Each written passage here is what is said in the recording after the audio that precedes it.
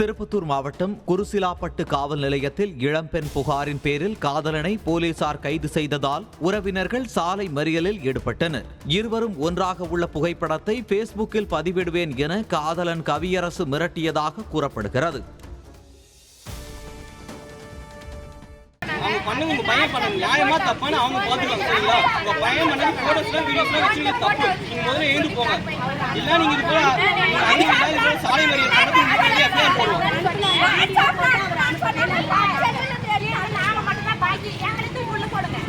ஆமா இறக்கிறதுக்கு நாங்க எஃப்ஐஆர் போடுறோம். நீங்க இது போல உட்காந்தீங்கன்னா உங்க பேர்லயும் எஃப்ஐஆர் போடுவோம்.